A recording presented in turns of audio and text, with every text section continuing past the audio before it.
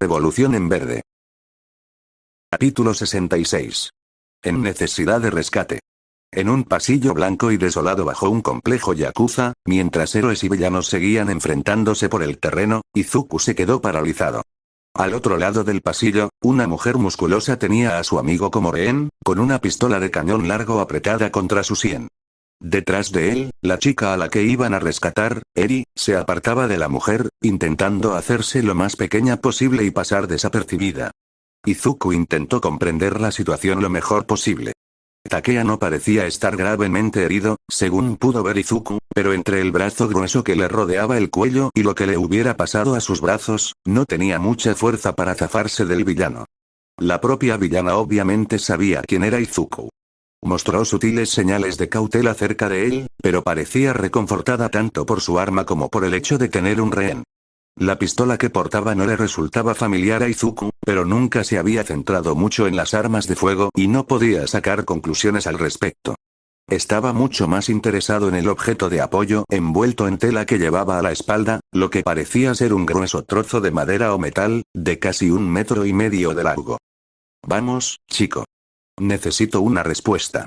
¿Vas a devolverle a Eri a su hermana mayor, Magne, o vamos a tener que ponernos desagradables? La mujer habló en voz alta, apretando el brazo sobre el cuello de Takea. No lo hagas, Bastión. Estamos aquí para salvar a la chica. No te preocupes por... Lo que Takea iba a decir se interrumpió cuando Magne lo agarró con fuerza del cuello, cortándole el aire, y lo golpeó en la sien con la culata de la pistola. Rápido como una víbora, el cañón de la pistola volvió a su cabeza. Hay gente que no sabe cuándo callarse, murmuró Magne. Te lo voy a poner fácil, chico. Voy a contar hasta 5. Si para entonces no tengo a Eri aquí, le dispararé a tu amigo, y todo será culpa tuya. 1. Eri se movió detrás de Izuku, encogiéndose aún más tras su espalda. Él extendió una mano hacia atrás para apoyarla en su hombro, con la esperanza de tranquilizarla, pero no apartó la mirada de Magne. Tenía que haber una salida, solo tenía que encontrarla. Solo tenía que pensar. En principio, Izuku podría usar uno para todos para moverse lo suficientemente rápido como para cruzar el pasillo antes de que Magne tuviera tiempo de apretar el gatillo. El problema era que requeriría una puntería fantástica para evitar que el disparo se disparara sin mutilar ni al villano ni a Takea en el proceso. Además, no había garantía de que Magne no tuviera algún don basado en la velocidad que le permitiera disparar a Takea de todas formas. 2. Además de todo eso, estaba el problema de que usar One for All de esa manera probablemente dejaría a Izuku sin poder luchar eficazmente en el futuro. Dado que Takea ya había perdido contra Magne una vez, Izuku no quería arriesgarse a romperse solo para terminar en una posición aún peor más adelante. Izuku maldijo la lentitud con la que aumentaba sus habilidades con One for All, sintiendo una frustración y una ira similares en su interior. Tranquilo, tenía que estar tranquilo. Necesitaba estar concentrado en esta situación. 3. Látigo negro era otra posibilidad. Tenía algo de mente propia, pero combinado con sentido de peligro, Izuku tenía mucha más confianza en que diera en el blanco que él. El problema era que no se volvía más rápido a medida que Izuku usaba más uno para todos, así que Magne casi seguro lo vería venir. Izuku solo tenía que distraerla. Podía hacerlo. Solo tenía que mantener la calma. El sudor perlaba la frente de Izuku. No hacía calor en los túneles, pero el ambiente era ciertamente agobiante. 4. Magne ajustó el agarre de la pistola. «Espera», gritó Izuku, levantando las manos hacia Magne. Ella no respondió de inmediato, solo levantó una ceja, pero dejó de contar. Izuku le dio la espalda al villano y se agachó para mirar a Eri a los ojos. Le habló en voz baja, para que Magne no lo oyera, forzando la mayor confianza posible en su voz. «Eri, ¿confías en mí?» La niña lo miró con los ojos muy abiertos y rojos. Asintió levemente, apenas moviendo la cabeza. «Bien, solo sígueme». Enderezándose por completo, Izuku se giró para encarar a Magne. Látigo negro se retorcía justo debajo de la piel de Izuku, pero permanecía oculto por ahora. Izuku planeaba que Látigo negro se moviera por los conductos mientras Eri cruzaba el pasillo hacia Magne, usando la oscuridad tras él para enmascarar sus movimientos y contener a Magne antes de que pudiera tomar a Eri o matar a Takea. La atención de Magne se centraría en Eri. Izuku podría salvarlos a ambos. Él podría hacerlo. Izuku abrió la boca para decirle a Magne que enviaría a Eri. Sin embargo, antes de que pudiera pronunciar la primera sílaba de lo que planeaba decir, una repentina y punzante punzada de dolor proveniente del sentido de peligro lo interrumpió. Un zarcillo de látigo negro se desprendió de su brazo para intentar cruzar la distancia, pero fue detenido por un disparo y un chorro de sangre. Takea cayó al suelo, inerte e inmóvil. Mierda. Supongo que no bromeaban cuando dijeron que habían trabajado en estas pistolas de dardos. Magne se rió. Tuvo la audacia de reírse a carcajadas antes de apuntarles a Izuku y Eri. Lo siento, chaval, pero era obvio que estabas planeando algo turbio. No podíamos permitirlo, ¿verdad? Izuku apenas podía concentrarse en nada más allá del compañero que yacía muerto o agonizante a los pies de Magne, con la sangre acumulándose en su rostro destrozado.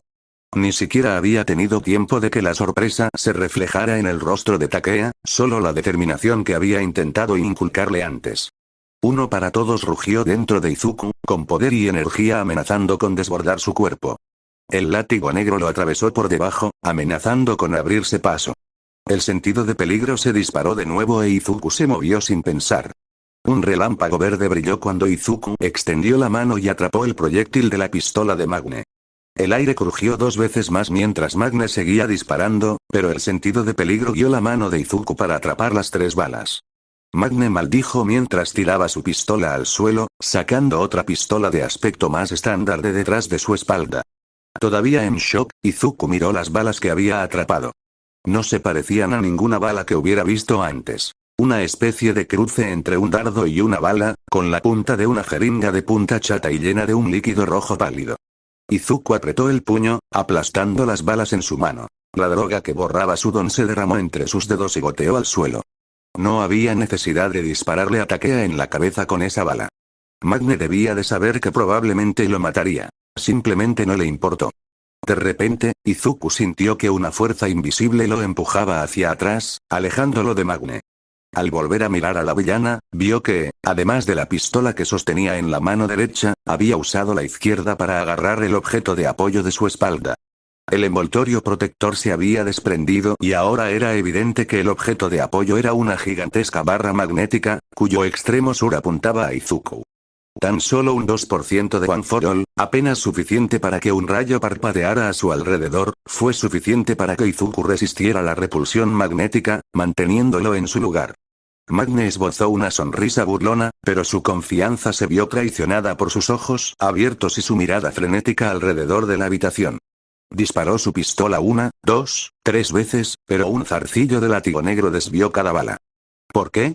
La voz de Izuku le sonaba extraña, casi desprovista de emoción. ¿Por qué lo mataste? El uno para todos surgió bajo su piel y dio un paso adelante contra el imán. No lo entiendes. Replicó Magne con brusquedad. Cuando tu vida es un desastre, cuando la sociedad te persigue, haces lo que tienes que hacer para salir adelante. No todos pueden tener la misma suerte que tú y que All Might les arregle la vida. Izuku dio otro paso, intensificando aún más el uno para todos. Cuanto más se acercaba, más esfuerzo le costaba seguir avanzando. Más hilos de látigo negro emergieron de su espalda y se lanzaron hacia el imán, solo para ser repelidos al igual que Izuku. Por desgracia, los tentáculos solo tenían una pequeña fracción de la fuerza de Izuku, y no pudieron acercarse más que él. Sé lo que se siente cuando todos te persiguen. Pero yo nunca maté a nadie. Izuku dio otro paso al frente. Ni siquiera te inmutaste al matar a Takea. Ya has matado antes. Y estoy seguro de que sabes lo que Overhaul le está haciendo a Eri. En contraste con la calma de su discurso, One for All era una tempestad dentro de Izuku, que lo impulsaba a actuar. Le costó todo su autocontrol evitar arremeter y herir a Magne, y asimismo, más de lo que quería. ¿Y qué si una niñita tiene que sufrir? Preguntó Izuku con una mueca, y dio otro paso adelante, casi lo suficientemente cerca como para tocar el imán. Overhaul está haciendo todo lo posible para crear un mundo donde todos puedan vivir la vida que elijan. No es algo bueno.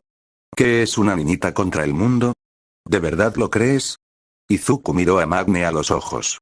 A pesar de la diferencia de altura, Izuku sintió que menospreciaba al villano. ¿O es que uno vive la vida que quiere? La única respuesta que Izuku obtuvo fueron 3 disparos más. Sentido de peligro combinado con látigo negro los ahuyentó a todos mientras Izuku se abalanzaba para agarrar el imán. Fue muy fácil arrancárselo de las manos a Magne y lanzarlo por el pasillo. En cuanto lo apartó, Izuku se abalanzó sobre Magne. 3 golpes, uno en la mano que sostenía la pistola, otro en la rodilla y el último en el pecho, la dejaron tambaleándose e indefensa. Si Izuku sintió que uno o dos huesos se le rompían con sus ataques, no se sintió mal en absoluto. Una parte de él flotaba sobre su cuerpo, sobre el pasillo, horrorizada por el cruel asesinato que había presenciado. Esa parte simplemente dejó que el resto se vengara de Takea, al menos mientras no se pasara de la raya. Cuando Magne cayó al suelo, Izuku la ató inmediatamente con el látigo negro. Ella forcejeó brevemente antes de que Izuku le envolviera el cuello con el látigo negro. Momentos después, estaba inconsciente, lista para ser transportada a la superficie y arrestada. Izuku se giró hacia Eri, esperando verla rehuir la sangre y la violencia que acababan de manifestarse. En cambio, la vio de pie exactamente donde la había dejado, con los ojos abiertos y la boca abierta de asombro. Había un matiz de incredulidad en su rostro, pero al recorrer la habitación con la mirada, Izuku notó que ni siquiera se inmutó al ver el cadáver de Takea. Por su parte, Izuku no pudo contenerse para volver a mirar al antiguo héroe. Envió otra hebra de látigo negro para recoger el cuerpo de Takea y regresar a la superficie, pero simplemente no soportaba ver lo que quedaba del hombre. Izuku cruzó el pasillo hacia donde Eri aún estaba y se arrodilló frente a ella, con los dos cuerpos flotando justo por encima del suelo detrás de él. Te lo prometí, Eri. Te sacaré de aquí. Pase lo que pase. ¿Vienes conmigo? Izuku le ofreció la mano a Eri. La chica se quedó paralizada un instante, buscando algo en el rostro de Izuku. Sin embargo, al final, su rostro se transformó en uno de determinación. Eri asintió y tomó la mano de Izuku. Shinya Kamiara empezaba a frustrarse. Se había invertido demasiada planificación y preparación en esta incursión como para que tanto Xbronostasis como el propio Overhaul simplemente no aparecieran. Shinya aún albergaba una pequeña esperanza de que Overhaul estuviera escondido en algún rincón del complejo subterráneo esperando a que terminara la incursión, pero sabía que era una remota esperanza. Todo lo que sabían sobre el hombre indicaba que estaría inmerso en la defensa de su complejo, o al menos organizando una retirada. Sin embargo, hasta el momento ninguno de ellos había visto siquiera un atisbo del líder Yakuza. Aquí Bastión. He capturado al rehén principal y he sometido a un villano desconocido. Pero Takea está... Mensajes cortos, Bastión. Interrumpió Eraserear. El hombre tenía razón, y además era el profesor de Bastión, pero Bastión no hablaba por encima de nadie más. El estrés de participar en una incursión tan grande probablemente agobiaba a Midoriya. Shinya no había mejorado en su primera incursión, y para entonces tenía 19 años y se había graduado de la escuela de héroes. Hubo una breve pausa antes de que Midoriya continuara con un tono más firme. Takea ha caído. Un disparo en la cabeza. Shinya hizo una mueca. Todos sabían que era posible morir en esta incursión, pero saberlo y experimentarlo eran dos cosas distintas. Ojalá no hubiera más muertes aparte de las de Takea y Mr. Brave. Concéntrense en evacuar al rehén, ordenó Shinya. Las fuerzas del orden siguen avanzando por los túneles. Se encargarán de arrestar al villano y de encargarse de Takea. Sí, señor, respondió Bastión, con un tono vacilante que volvía a aparecer. Suponiendo que ni Xbronostasis ni Overhaul estuvieran presentes en el complejo, la fuerza de Midoriya no era necesaria. Dado que acababa de presenciar la muerte de su compañero, tenía sentido apartarlo del frente. Que escoltara al rehén era una buena manera de hacerlo. Shinya tuvo que desviar su atención de las comunicaciones por radio cuando un par de policías llegaron a su ubicación. Su lucha contra Tabe no había durado mucho. Un solo Tousan Sheik había bastado para abatir al Yakuza. Desafortunadamente, Shinya no estaba equipado para sujetar al villano permanentemente, ya que Tabe podía comerse cualquier tipo de esposas o ataduras. Después de todo, Shinya no era de los que llevaban bozal. Afortunadamente, la policía estaba bien equipada para contener a los villanos de forma más permanente, independientemente de su don. En cuanto colocaron el bozal en la boca de Tabe, Shinya retiró lo que quedaba de su cuerpo del sistema circulatorio de Tabe y recompuso su brazo izquierdo. Había investigado a fondo su sección de los túneles, así que comenzó a regresar para apoyar a los demás. Shinya confiaba en Nishiya y Mirio para lidiar con los villanos que habían encontrado. Si alguno de los dos estuviera en grave peligro, lo habrían anunciado por radio. Aparte de eso, los únicos miembros de la vanguardia que seguían activos en los túneles eran Erasereade y Rocklock.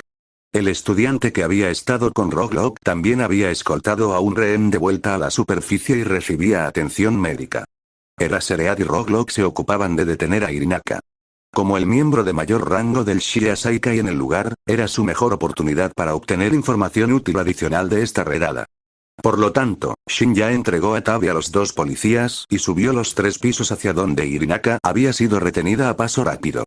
Durante todo el camino, Shinya mantuvo la vista bien abierta y la atención fija en su entorno, comprobando constantemente para asegurarse de que no hubieran pasado por alto a ningún villano. 5 de las 8 balas fueron contabilizadas y capturadas. Si bien Tengai, Sakaki y Nemoto no eran particularmente peligrosos por sí solos, podían ser poderosos multiplicadores de fuerza para Overaulox Bronostasis. El arquero desconocido de antes también seguía suelto. Y por supuesto, no había evidencia de que alguno de ellos estuviera cerca del camino que el Gesot tomó a través de los túneles. Sin embargo, al acercarse Shinya a la zona donde Rocklock había contenido a Hirinaka, un destello verde justo delante de él le llamó la atención. El pasillo en el que se encontraba Shinya terminaba en una intersección en forma de T, con Rocklock y Eraserhead justo a la derecha. A la izquierda, sin embargo, el pasillo estaba sumido en la oscuridad, pues las luces superiores se habían roto en algún momento. Sin embargo, la oscuridad no era lo suficientemente profunda como para ocultar por completo la figura de la arquera desde el tejado. Estaba sacando un puñado de flechas de su carcaj y colocándolas en su mano levantada frente a ella. En un instante, su arco cobró vida, anunciándola al mundo. Shinya oyó los repentinos gritos de sorpresa y alarma a la vuelta de la esquina mientras, instintivamente, se lanzaba hacia la arquera a toda velocidad, adelgazando cada vez más su cuerpo para reducir la resistencia del aire. Sin embargo, a medio camino, ella ya había tensado el arco al máximo. Era obvio que no llegaría a tiempo.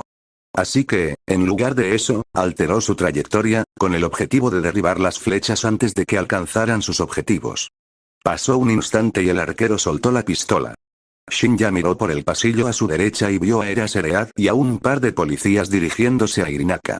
El yakuza apenas emergía de la pared del torso.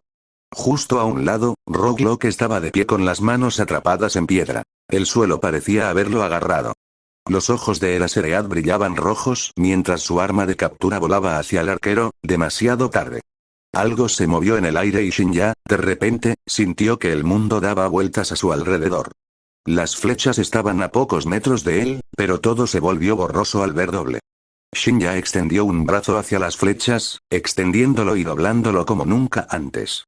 Con las yemas de los dedos, logró sujetar 2 de las 4 flechas, desviándolas de su trayectoria.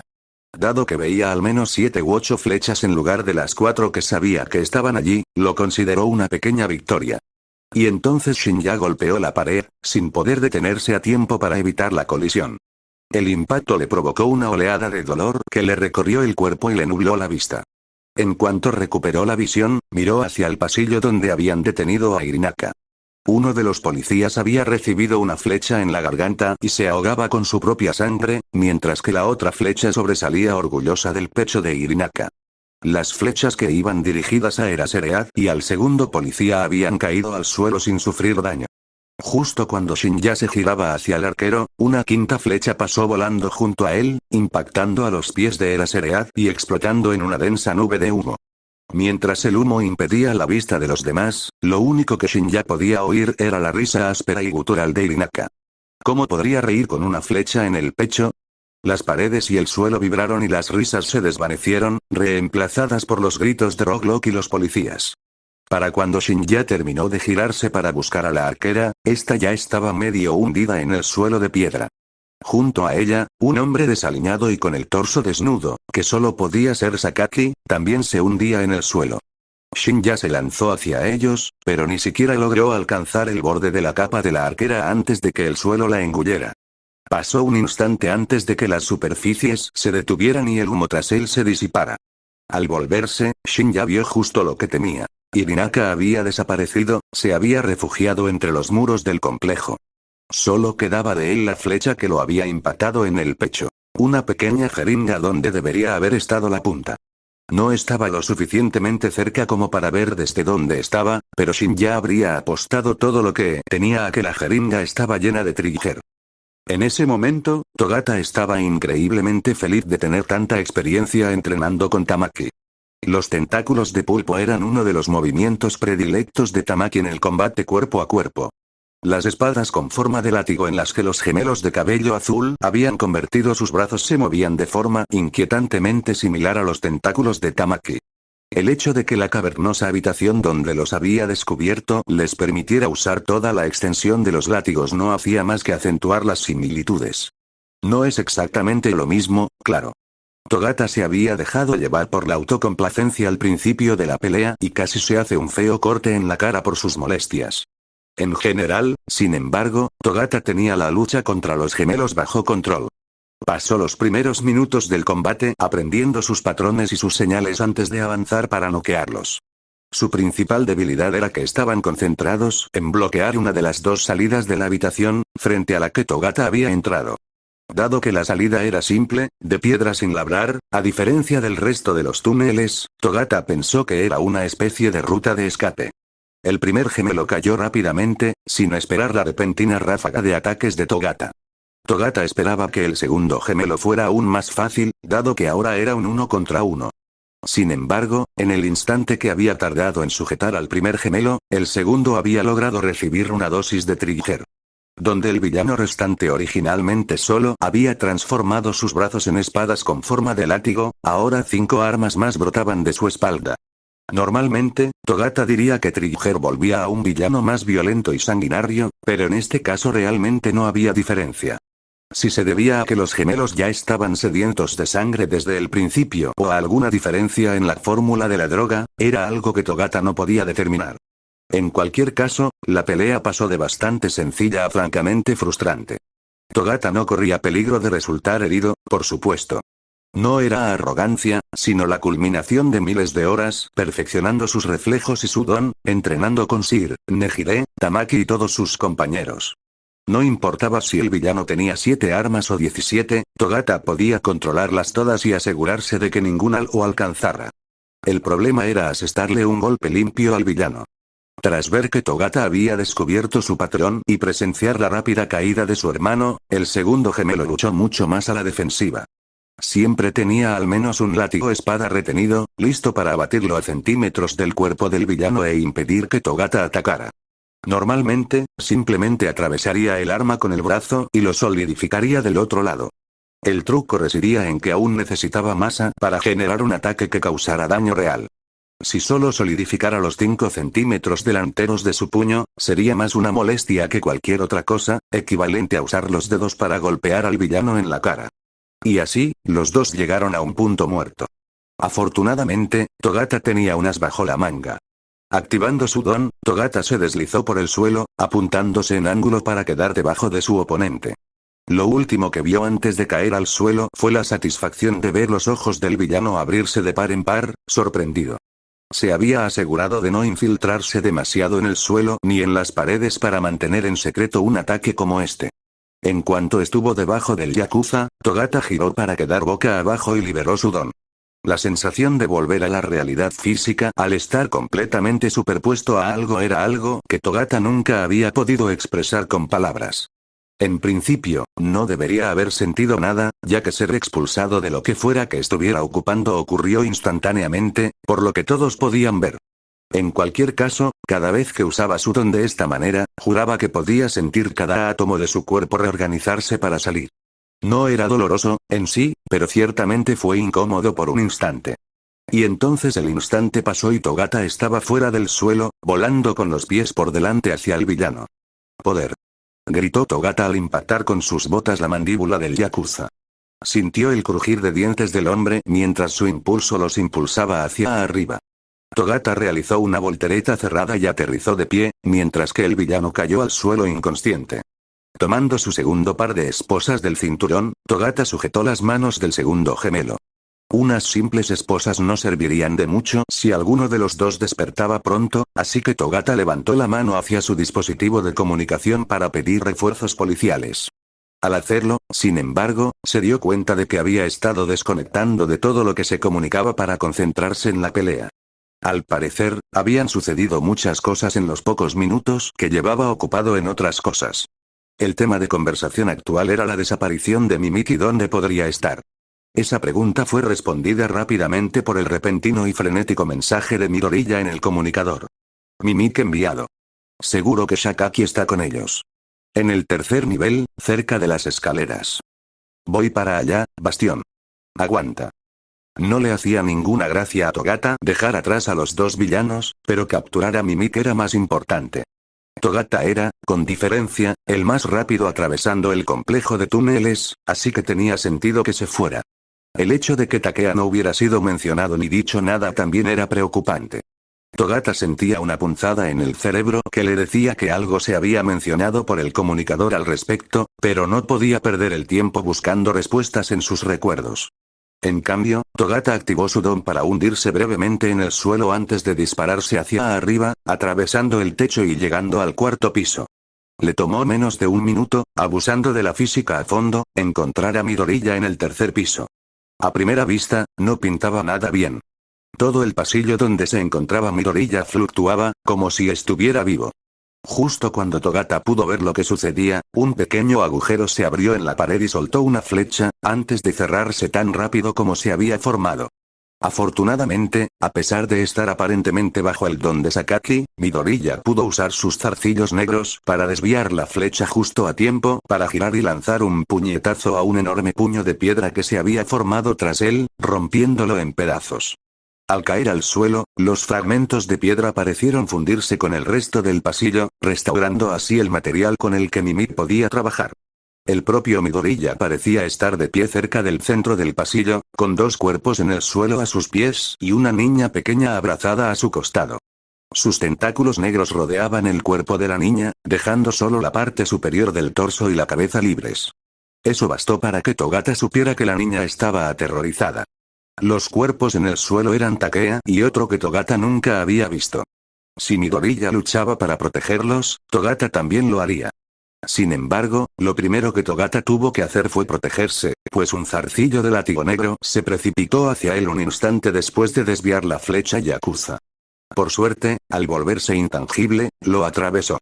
Los ojos de Midoriya se abrieron de par en par al ver lo que había hecho su don, y Togata notó que estaban apenas desenfocados. Definitivamente estaba bajo el don de Sakaki. ¿Cuánta gente se escondía en las paredes ahora mismo? Al final, no importó. Al parecer, el Yakuza se había percatado de la llegada de Togata, pues de repente sintió somnolencia y otra flecha había brotado de la pared, esta dirigida a él. Togata la atravesó y corrió hacia donde estaba Midoriya. Un estruendo sordo y atronador resonó por todo el pasillo, proveniente de todas partes a la vez. Era como si las mismas piedras les rugieran a Togata y Midoriya. Togata dio otro paso, perdiendo el equilibrio al sentir el suelo temblar bajo sus pies. Gracias al don de Sakaki, Togata casi se cae de bruces, manteniendo el equilibrio gracias a su vasta experiencia en posiciones inusuales gracias a su don. El túnel redobló su ataque contra Midoriya, con el suelo, las paredes y el techo atacándolo. Mimik ya no se esforzaba por formar manos o puños con la piedra, sino que atacaba con pilares de piedra poco elegantes que no serían menos efectivos si impactaban. Las flechas seguían lloviendo sobre Midoriya, aunque, a menos que Togata se equivocara, la mayoría parecían dirigirse a la chica que llevaba a la cadera. Pero no importaba. Durante todo el asalto, las flechas, los pilares de piedra y la borrachera, Midoriya no permitió que ningún Yakuza le pusiera un dedo encima a la niña. Se movía como un poseso, con los puños, los pies y el látigo negro al vuelo para interceptar cada nuevo ataque, rodeado de relámpagos verdes como una neblina. Incluso Togata, acostumbrado a moverse y procesar peleas a gran velocidad gracias a su don, no podía seguir con precisión todo lo que hacía Midoriya. Sin embargo, Togata notó que la concentración de Midoriya en proteger a la chica le impedía prestar atención a los dos cuerpos a sus pies. El suelo alrededor del cuerpo de la mujer grande, musculosa y desconocida comenzó a ondularse, y Togata tomó una decisión rápida. Se dejó caer y desactivó su don con el cuerpo apuntando a la mujer. Un instante después, Togata volaba por los aires con una mujer mucho más pesada de lo esperado en brazos. El suelo se cerró de golpe a pocos centímetros de él. Aterrizó a pocos metros de distancia, ya atento a dónde vendría el siguiente ataque, si sería otra flecha o si el suelo o el techo continuarían el asalto. Sin embargo, el pasillo estaba sumido en un silencio sepulcral. El único ruido que rompía el silencio era el jadeo de Midoriya. Togata y Midoriya se miraron a los ojos por un instante, y Togata pudo ver la gratitud en el rostro de Midoriya. El silencio fue completamente roto por media docena de agentes de policía que bajaron corriendo las escaleras con sus armas de servicio desenfundadas y con Ed Gesot acompañándolos. Lemillón, Bastión, ¿están bien? Ed Gesot tomó rápidamente el control de la situación. Estoy bien, respondió Togata al ver la vacilación de Midoriya. La yakuza simplemente desapareció. Al menos quedaron Irinaka, Sakaki y el arquero. ¿Sabes por dónde se fueron? Preguntó Ed Gesot.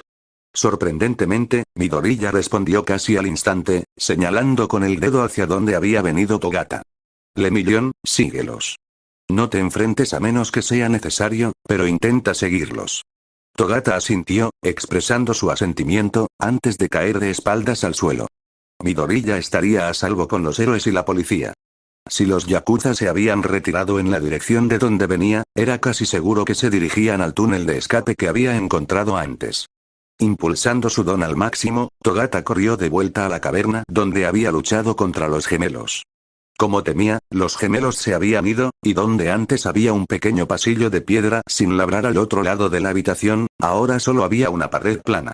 Usar su don para sumergirse en superficies de profundidad desconocida era increíblemente arriesgado, sobre todo porque aislaría a Togata del resto de la fuerza de asalto. En ese momento, el asalto parecía haber terminado, así que Togata extendió la mano hacia su comunicador. Aquí Lemillón. Mimik y los demás han escapado, bloqueando su ruta. Se desconoce la extensión del bloqueo. Entendido, respondió Ed Gesot. Deja de seguirlos. Nos reagruparemos en la superficie para seguir con los planes. La sangre manchaba el majestuoso altar del ábside de la catedral de Umarise. El sonido de sus gotas sobre el fino suelo de mármol era el único que rompía el silencio. Los cultistas se apiñaban atemorizados, tan lejos de Kai como podían, pero permaneciendo lo suficientemente cerca como para oír sus órdenes. Aunque Kai había recompuesto, a regañadientes, al desafortunado cultista que había logrado atrapar, era obvio que su mal genio le había hecho perder parte de su confianza. Solo Ari se encontraba cerca de él, e incluso su viejo amigo estaba visiblemente fuera de su alcance. Kai ni siquiera culpó a Ari por su cautela. Porque Kai estaba enojado. Años de planificación, experimentación minuciosa y maniobras políticas se habían invertido no solo en la creación de su suero para eliminar peculiaridades, sino también en moldear al Shinya Saikai para convertirlo en una fuerza capaz de ejercer ese poder con eficacia. Las pistolas y los rifles de dardos no crecían en los árboles, y nadie venía preentrenado para usar uno. Incluso un tirador experto tendría que dedicarle tiempo a adaptarse a las diferencias entre las armas de pólvora y las de gas comprimido. Si bien los rifles de dardos no estaban sujetos a las mismas restricciones que las armas de fuego, lo que se podía comprar en tiendas no era exactamente lo que Kai buscaba. Los rifles de un solo tiro con retrocarga eran adecuados para fines veterinarios o de control animal, pero en el caso de las armas, debían centrarse en aumentar su cadencia de fuego y la cantidad de munición. Ese había sido uno de los proyectos de Joy que había terminado hacía apenas unos meses. Fue pura suerte que Kai hubiera mandado trasladar los rifles a la catedral de Umarise junto con la maquinaria de producción de munición anti-Quirks. Los Bullets, Joy, Ar y él mismo también tenían pistolas con capacidad para 4 balas a la vez, pero a todos los Shinya Saikai se les había enseñado el manejo básico de los rifles. Si no era una cosa, era otra. Al principio, Kai tenía una organización, pero no tenía ninguna ventaja sobre las otras familias, los grupos de villanos más grandes ni los héroes. Una vez que encontró una ruta para desarrollar esa ventaja, se dedicó por completo a ella. Y ahora, con el fruto de su trabajo a un paso de su alcance, los héroes se abalanzaron sobre su organización para reducirla a cenizas. Un crujido a su izquierda llamó su atención y Kai extendió la mano, listo para destrozar a quien se atreviera a acercarse.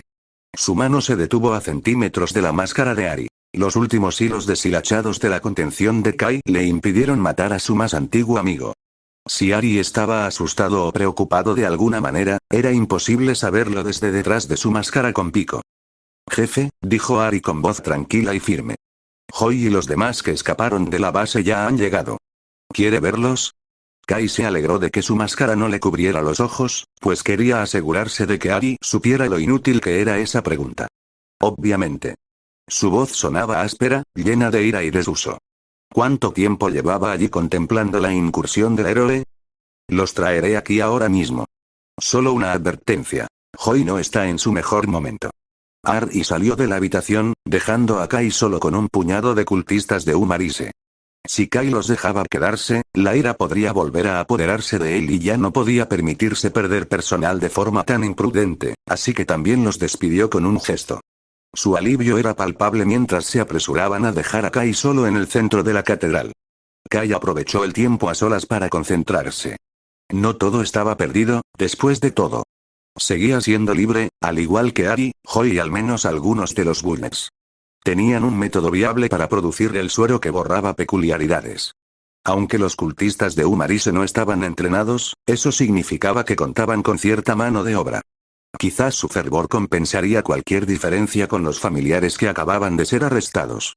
Cuando Ari condujo a los restos del liderazgo chiita a Saika y a la catedral y hacia el altar, Kai ya tenía su temperamento bajo control. Principalmente. Si mataba a alguien, al menos se aseguraría de recomponerlo. Era más de lo que hubiera podido decir hace unos minutos. Lo siento, jefe. Hoi se postró frente a Kai con una dojeza desordenada, claramente favoreciendo su lado derecho. Sangre seca manchaba su cabello rubio. Me confiaste la seguridad del complejo y te decepcioné. Aceptaré cualquier castigo que consideres apropiado. Kai dejó que Hoi se enfureciera un momento, repasando a todos los que había traído consigo. Solo 3 de las 8 balas. Sakaki, Nemoto y Tengai, estaban presentes. Nemoto y Tengai eran 2 de las balas más fiables, pero carecían de capacidad ofensiva. Esto se vio mitigado en parte por la presencia de Veros y los gemelos Serpenters, aunque estos últimos parecían haber recibido una paliza aún mayor.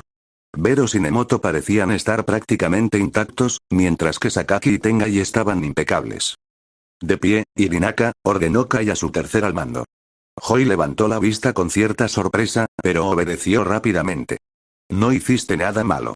Los héroes son quienes arrestaron a nuestros hermanos. A ellos debemos culpar. A ellos y a quien quiera que les haya filtrado información. Eso llamó la atención de todos, pero era la única explicación razonable. Los héroes sabían de la presencia de los túneles subterráneos. Si bien gran parte de la familia conocía su existencia, muchos menos sabían cómo entrar. Además, el hecho de que aparentemente apuntaran tanto a Eri como a la doctora Kai indicaba que tenían alguna idea de lo que el Uchiha Saikai había estado tramando bajo tierra. Aunque no podía controlar a todos los miembros de la familia, Kai había sido excepcionalmente cuidadoso al revelar sus verdaderos planes. A Eri solo se le permitía salir de los túneles aproximadamente una vez por semana para animarla, y sus cuidadores eran elegidos específicamente para ser los menos propensos a hablar. Aparte de eso, no había muchas maneras de que los héroes descubrieran la existencia de los túneles y de Eri sin que también los llevara a asaltar la catedral de Umarise, donde se encontraban. Lo cual implicaba una fuga. Sabíamos que llevábamos un tiempo bajo observación, señaló Ari. Creíamos tenerlo todo bajo control, pero puede que se nos haya escapado algo. Posible, pero improbable, respondió Kai. Basándome en lo que he oído del asalto, sabían demasiadas cosas que no deberían haber tenido forma de saber. Para que quede claro, no sospecho de nadie aquí. Los hombros de Hoi se hundieron ligeramente en señal de alivio, al igual que los de las balas. Las gemelas serpientes estaban demasiado heridas como para mostrar una reacción significativa. Cabe destacar que Veros no reaccionó en absoluto al ver su nombre limpio. En cualquier caso, alguien nos delató. Alguien que conocía nuestro complejo y nuestra investigación, pero sin ningún conocimiento de esta catedral. No sabían nada de Umarise, dijo Nemoto por primera vez. Parecían sorprendidos de encontrar a la doctora Kai y desprevenidos para enfrentarse a Veros. Si no fuera por Veros, no habría logrado escapar, añadió Hoi. No estoy segura de que nadie hubiera podido escapar en ese caso. Así que probablemente sea uno de los miembros que asignamos para vigilar a Eri, resumió Ari. Pero incluso ellos sabrían de Veros y la doctora Kai. ¿Por qué les darían a los héroes toda esa información y nada sobre Umarise? Porque la filtración no provenía de dentro de la familia, declaró Kai. Todo le estaba saliendo bien. Porque dejamos de tratar con el filtrador mucho antes de que Fleckturn contactara con nosotros. Sabía de los túneles porque nos visitó, y conocía nuestros objetivos, pero nada más. ¿Él? Preguntó Ari. Dr. Kyuda Igaraki, anunció Kai. Trabajé con él hace meses para ver si podía ayudar a estabilizar el suero. Me dio largas y corté la comunicación en cuanto Fleckturn se puso en contacto. ¿Pero por qué esperaría hasta ahora? Joy planteó la pregunta obvia. ¿Y por qué estaría dispuesto a colaborar con los héroes? Es probable que no esté trabajando con ellos directamente, sino que los esté utilizando para sus propios fines. En cuanto al otro, la voz de Kai era dura y afilada como el acero, no veo por qué no deberíamos hacerle una visita. Al fin y al cabo, alguien tendría que pagar por el desastre en que se había convertido el día de hoy. Mientras el sol se ponía sobre el horizonte de Tokio, Mirai reunió tanta información como pudo de la incursión de Shinya Saikai, tratando de averiguar cómo se había convertido en tal desastre y dónde todo había salido mal. En rigor, no fue un completo fracaso de redada. Consiguieron arrestar a docenas de miembros de la familia Shinya Saikai y conseguir miles de dosis de trigger. Cualquiera de estas dos cosas por sí sola habría bastado para considerar una redada de este tipo un éxito. Además, la policía había localizado al anterior líder de la familia, quien yacía en coma cerca de la azotea del edificio central del complejo. Si lograban resucitarlo, sería el golpe de gracia definitivo para el Shinya Saikai, probablemente dividiendo la lealtad de sus miembros restantes entre Overhaul y su antiguo jefe. El problema era que, al parecer, desconocían demasiadas cosas sobre la familia antes de entrar, incluso contando la información proporcionada por Nube Oscura. Esto empezó con el hecho de que Overhaul y Chronostasis aparentemente tenían algún método para salir del complejo sin ser detectados, ya que sus observadores no habían notado la salida de ninguno de ellos en días. El hecho de que los dos miembros principales del Shinya Saikai ni siquiera estuvieran presentes en la redada y siguieran prófugos fue el mayor arrepentimiento de Mirai. Además, había no menos de 4 miembros aparentemente de alto rango del Shinya Saikai de los que nadie tenía conocimiento antes del inicio de la redada, y solo uno de ellos había sido detenido. El hecho de que 3 de los 8 balas, 3 de los villanos desconocidos y el propio Mimik, el miembro de mayor rango de la Yakuza en el lugar, hubieran logrado escapar era el segundo arrepentimiento más cercano de Mirai. Según las descripciones de los estudiantes de Ryukyu y de Mirio, 3 de los villanos previamente desconocidos podrían ser de ascendencia oteonesa, aunque aún esperaban respuesta de las autoridades oteonesas. Esta suposición era su única pista sobre sus identidades, y solo fue posible tras determinar la identidad del Dr. Alan Kai. Esa había sido quizás la mayor sorpresa de toda la incursión, y una de las pocas sorpresas positivas. Ciertamente no esperaban descubrir la desaparición de un bioquímico oteonés en su incursión, pero Mirai no iba a quejarse. Incluso en los pocos minutos que Mirai tuvo para hablar con el hombre antes de que los diplomáticos oteoneses inundaran la Torre Mig, ya había descubierto mucho sobre el estado del proyecto de la droga que elimina las peculiaridades. En particular, que estaba prácticamente completo, al menos en teoría. El Dr. Kai desconocía si Overhaul tenía la capacidad de producir el fármaco en cantidades significativas, pero aparentemente contar con un bioquímico de verdad a bordo había propiciado avances rápidos. El Dr. Kai también les había contado todo lo que sabía sobre la misteriosa chica que ahora sabían que se llamaba Eri. De hecho, ella era el ingrediente secreto del nuevo fármaco de Overhaul, pero al parecer ya no era tan necesaria como antes. Si bien su sangre seguía siendo un ingrediente clave del suero, al parecer ahora requería mucha menos cantidad que cualquier fórmula anterior. Mirai se sentía dividido entre el alivio de haber logrado liberar a Eri de su tortura infernal y la frustración de haberlo hecho demasiado tarde para privar a Overhaul de lo que necesitaba para terminar sus diseños. Si bien era posible que no tuviera una reserva especialmente grande de la sangre de Eri, Mirai había aprendido hacía tiempo a prever siempre lo peor. Afortunadamente, que Sagiman había sido tan efectivo como Mirai esperaba al acceder a los registros digitales de la Yakuza. Además de los registros habituales de fraude, extorsión y soborno, también había logrado obtener prácticamente la totalidad de las notas de investigación de Overhaul. Entre esos datos y la esperanzada cooperación del Dr. Kai, desarrollar un contraagente probablemente no llevaría mucho tiempo. Si pudieran lograrlo, podrían reducir a la mitad el número de bajas permanentes del ataque. En un mundo ideal, no habría bajas permanentes, por supuesto. Las muertes de Mr. Brave y Takea fueron tragedias, como lo era cualquier héroe que muriera en acto de servicio. Lo mismo podría decirse del policía que murió por la flecha del arquero. Rogue y Nejire-chan seguían en cuidados intensivos, junto con el policía que terminó con la donación de Mimik, pero se esperaba que todos sobrevivieran. Hubo un momento en que parecía que hoy habría 4 o 5 muertes en lugar de solo 3. Desde una perspectiva externa, sin embargo, la pérdida permanente de una peculiaridad era mucho más trascendental que una muerte, por ilógica que pareciera esa postura. La muerte de un héroe o un policía en una redada como esta era trágica, pero previsible. Una vez concluidos el velatorio y el funeral, especialmente para los compañeros y héroes menos conocidos, se prestaba poca atención al fallecido. Sin embargo, que un héroe perdiera su don para siempre, sobre todo un héroe de la talla de Metros Lady, era inaudito. Dado que el otro héroe que había perdido su don era un estudiante, era probable que la situación se agravara aún más. Por suerte, no era Mirai quien tendría que responder ante los medios ni ante el HPSC. Después de todo, oficialmente solo era un asesor externo en ese momento. Los Lurkers eran la agencia organizadora de la redada. Como si fuera una señal, la puerta de la oficina de Mirai se abrió y apareció el Gesot, todavía con el disfraz puesto. Aunque se mantenía erguido y seguro de sí mismo, sus ojos delataban un cansancio que Mirai compartía. El Gesot entró en la habitación en silencio, cerrando la puerta tras él. Mirai señaló la silla frente a su escritorio, que el Gesot aceptó agradecido. ¿Cómo tomó la comisión tu informe? Toda agencia de héroes, incluso las de equipos de héroes, debía tener un héroe principal. Ed Gesot, como el más veterano de los Lurkers, había asumido ese rol prácticamente por defecto. El único impacto real era que cualquier operación importante, como una redada yakuza, debía contar con un informe entregado personalmente a la comisión por el director de la agencia organizadora. A cambio, Kamui Wops y Metros Lady habían acordado asumir la gran mayoría de las responsabilidades de relaciones con los medios.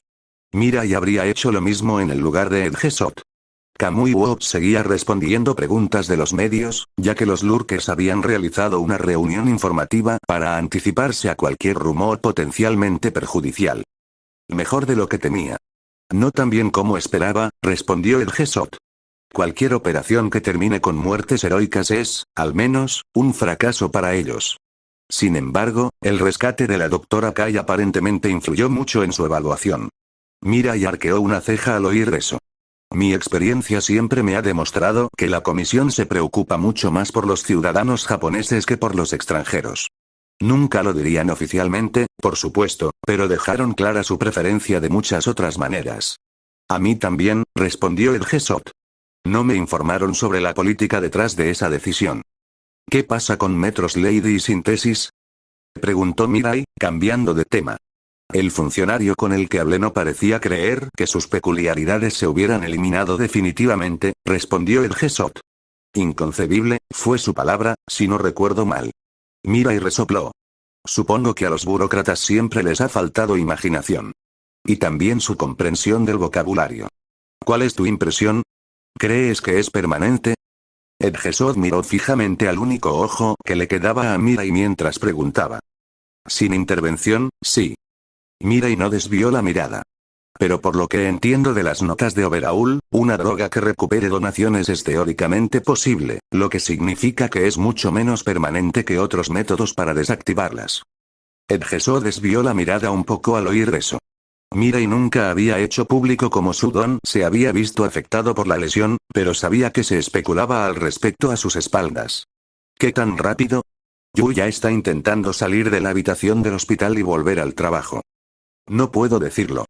Si logramos convencer al Dr. Kai de que comparta su experiencia, podría ser bastante rápido, pero no le reprocharía que simplemente regresara a Oteon para estar con su familia. Ed Gesot tarareó y asintió. El hombre llevaba años desaparecido. No sería descabellado que quisiera retirarse del campo de la bioquímica por completo. Ed Gesot parecía contento de dejar la conversación ahí por un momento, mirando por la ventana, reflejado. El sol se ponía, pero aún estaban en un piso lo suficientemente alto de la Torre Miga como para verlo sobre el horizonte. Pronto, sin embargo, se escondería tras el horizonte. El rojo, amarillo y dorado intensos del sol poniente fueron cambiando lentamente a colores más apagados. Púrpuras, azules e incluso algo de verde provenientes de los reflejos del océano. Finalmente, sin embargo, Ed Gesot volvió a hablar. ¿Qué sigue? Mirai no estaba seguro de si el héroe preguntaba por la yakuza o por algo más. Sea como fuere, no tenía respuesta. Los ojos de Sen se abrieron a una habitación tenuemente iluminada, con la única luz proveniente de una ventana abierta que proyectaba sombras extrañas y desconocidas sobre el suelo y las paredes. Estaba tan perdido en la hora como en donde estaba. Mientras su cerebro seguía despertándose, Sen se tomó un momento, tumbado en la cama, para intentar recordar cuándo se había quedado dormido. Pero cuanto más lo pensaba, más se daba cuenta de que no se había dormido. No recordaba nada más allá de trabajar en su papeleo en la agencia de Sliding Go, darse cuenta de que estaba solo, ir a la oficina de Sliding Go, y luego, cierto. Sen se incorporó con dificultad, aún algo mareado y desorientado. No parecía una conmoción cerebral. Había sufrido una después de que un entrenamiento con Kirishima se le fuera un poco de las manos. Mirando el sol, parecía que era de mañana. Si hubiera estado tanto tiempo de baja por un traumatismo craneal, estaría mucho peor de lo que parecía. ¿Lo habrían drogado los villanos? Parecía probable. Ojalá hubiera sido algo relacionado con su peculiaridad. La anestesia química era complicada incluso en las mejores circunstancias. Había oído a la casi novia de Joe quejarse al respecto mientras fabricaba su pistola tranquilizante lo suficiente como para saberlo. Aunque, dado que eran villanos, suponía que su comodidad no era una prioridad para ellos. Casi de inmediato, Sen se vio obligado a reconsiderar esa suposición. No lo tenían encerrado en una celda ni en una prisión. Ni siquiera lo tenían encerrado en una habitación interior fortificada con acceso limitado. Sen estaba retenido en lo que parecía una habitación normal. Estaba acostado en una cama individual sobre un edredón de rayas rojas y blancas. El sol de la mañana se filtraba por una pequeña ventana, aunque Sen notaba que la habitación se elevaba al menos 12 pisos, lo que hacía improbable, en el mejor de los casos, escapar por la ventana. El resto de la habitación estaba amueblada de forma muy similar a la habitación de Sen en la UA. Una cómoda, un escritorio, una pequeña estantería y una silla de aspecto cómodo completaban el mobiliario. Pósters de la última serie de Kamen Rider adornaban la pared y figuras de algunos personajes recientes de Super Sentai reposaban en la estantería. A Sen le gustaban las series de Tokusatsu cuando tenía 8 o 9 años, pero perdió el interés cuando empezó a interesarse más por las hazañas reales, así que no reconoció a ningún personaje en particular. A Sen le tomó un momento darse cuenta de que aún llevaba puesto su disfraz de héroe. Revisó rápidamente sus bolsillos y se decepcionó, aunque no se sorprendió, al encontrarlos vacíos. Habría sido demasiado fácil, claro. Sen gimió al levantarse de la cama. Brazos y piernas protestaban con cada movimiento. La cabeza le dio vueltas por un instante ante el repentino cambio de posición, y tuvo que agarrarse a una estantería para no caerse. Sin embargo, el mareo pasó y Sen empezó a sentirse algo normal de nuevo. Un vistazo por la ventana reveló que efectivamente era una caída pronunciada al suelo, con vistas a un gran bulevar sin ningún lugar al que saltar. Quizás hubiera una manera de descender en rappel por la ladera con los materiales que Sen tenía en su habitación, pero ese era un plan para el futuro, si fuera necesario. Eso dejó solo una puerta para que Sen la investigara. No parecía estar fortificada, e incluso parecía cerrarse por dentro. Aún así, Sen se sorprendió cuando el pomo giró fácilmente para revelar un pequeño pasillo. El sonido del agua corriendo y el tintineo metálico se extendía por el pasillo. Sen regresó rápidamente a su habitación para agarrar la figura más pesada que encontró. No era gran cosa, pero una era de metal y, como mínimo, dolería si Sen se la lanzaba a un asaltante. Sen pasó sigilosamente junto a un baño vacío por el corto pasillo, esforzándose por hacer el menor ruido posible. Creyó haberlo logrado cuando una voz de mujer lo exclamó. No seas tímido, Sen. Sen se quedó paralizado, sorprendido tanto por la voz como por la sorpresa de haber sido oído. Era la voz de su madre. Se quedó allí, estupefacto, más tiempo del que quería admitir. Solo cuando su madre volvió a llamarlo, salió de su aturdimiento. Vamos, cariño. El desayuno está casi listo. ¿Cuándo le había preparado su madre el desayuno? O era un sueño increíblemente realista, o alguien intentaba desesperadamente manipularlo. Al final, no importaba. Mientras Sen mantuviera un buen escepticismo sobre lo que estaba pasando, estaría bien. Con eso en mente, Sen salió del pasillo, con la figura pesada escondida en la palma de la mano. Su madre estaba en la cocina, con su brillante cabello negro recogido en una coleta suelta. Se veía casi igual a como Sen la recordaba, quizás un poco más delgada y con solo unas pocas arrugas más en el rostro. Sus orejas se movieron nerviosamente, girando ligeramente para seguirlo cuando apareció ante su vista. Sen recordó que su peculiaridad era simplemente la capacidad de mover las orejas con libertad, nada particularmente impresionante. Pero no estaba sola en la habitación.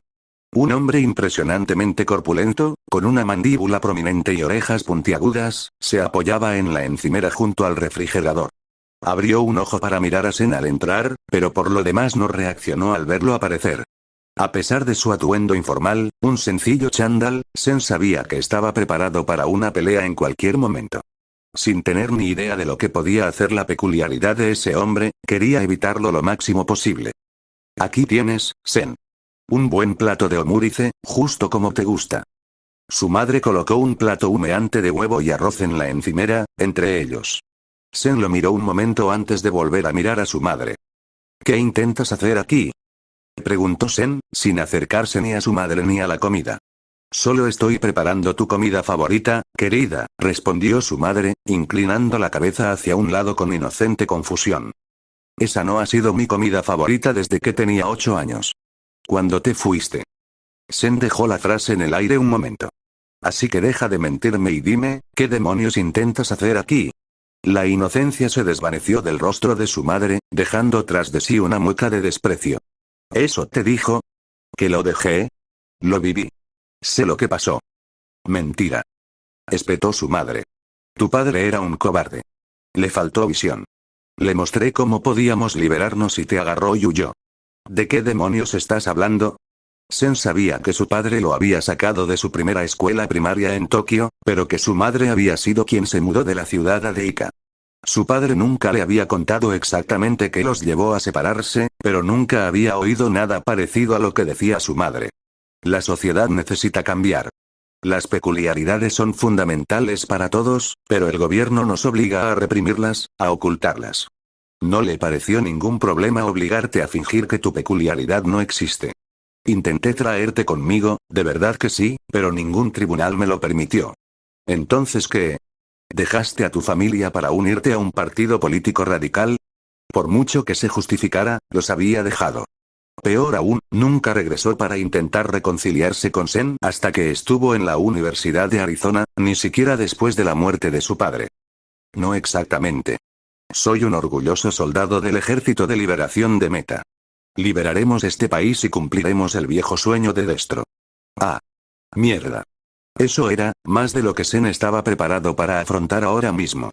Pero por alguna razón, solo podía pensar que eso solo empeoraba sus intentos de congraciarse con Sen una vez que Olmec lo estaba reclutando y una vez que había entrado en la UA. Había pensado que era porque finalmente estaba orgullosa de él.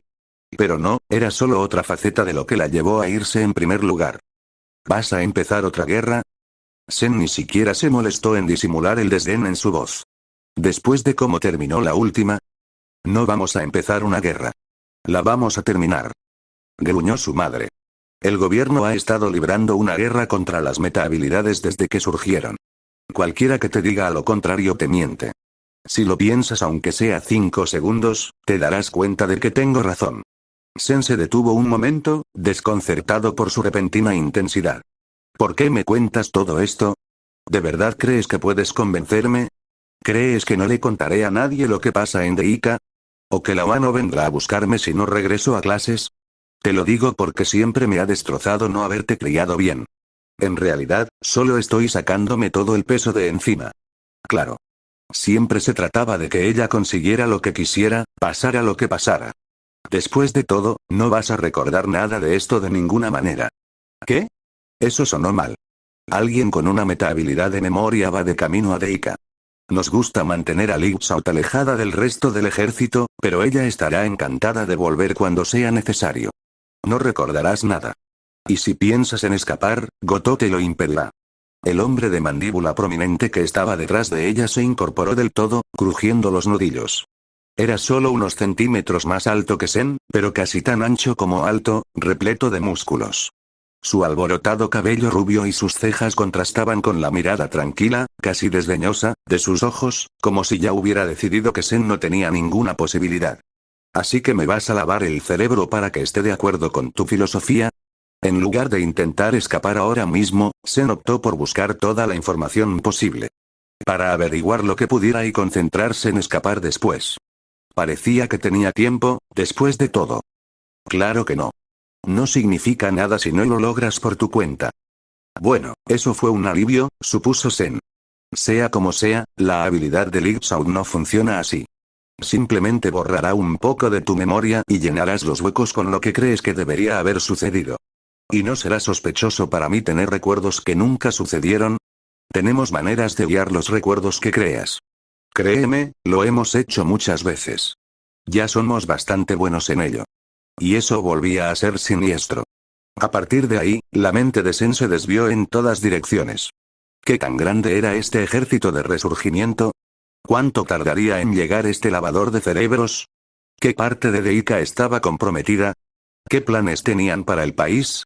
Obviamente, no contestaron a ninguna de esas preguntas. Así que decidió buscar información por otro lado. ¿Dónde está mi teléfono? Si crees que te lo vamos a devolver, estás muy equivocado, se burló su madre. He estado chateando con una chica todos los días. Si dejo de hacerlo, será sospechoso. Querrás saber por qué. Si me dejas escribirle, será una forma menos de que la gente descubra lo que me pasó. Y conociendo a Seth, descubriría lo que había pasado bastante rápido. La madre de Sen arqueó una ceja. ¿Crees que somos tan tontos? Ya hemos descifrado la seguridad de tu teléfono. Me tomé la libertad de decirles a tu amiguita y a tus otros amigos que te quedarás aquí conmigo unos días. Nadie se dará cuenta. Ahora, siéntate y desayuna. Más vale que estés cómodo los próximos días, aunque no lo recuerdes. Por un instante, Sen miró fijamente a su madre, mirándola a los ojos. No mentía, lo notó, y tuvo que reprimir una sonrisa burlona. Si ella le hubiera dicho a Yo que se quedaría con su madre, su mejor amigo sabría inmediatamente que algo andaba mal. Ahora solo quedaba esperar que Yo llegara antes que este misterioso lavador de cerebros. Mientras tanto, solo tendría que pensar en maneras de sacarle información a Deika, incluso si le borraban la memoria.